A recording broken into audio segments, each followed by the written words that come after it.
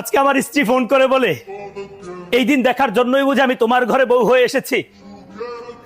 তখন আমি তাকে বললাম, মাথা আমার গরম করিও না, মাত্র ডিউটি থেকে আসছি, এইভাবে কেন কথা বলতেছো, কি এমন হয়েছে?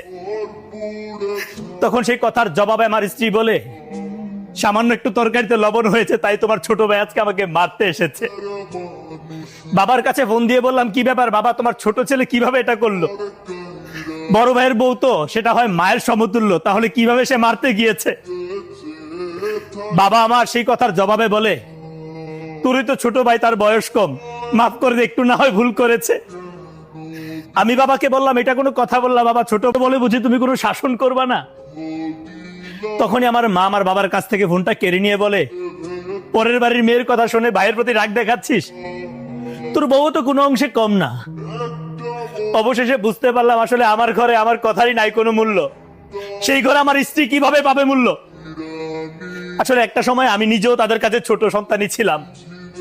আজকে আমি বিয়ে করেছি বলে হয়ে গেছি বড়, তাই আমার ঘরে একটা কুত্তার মূল্য আছে, আমার নাই কোনো মূল্য।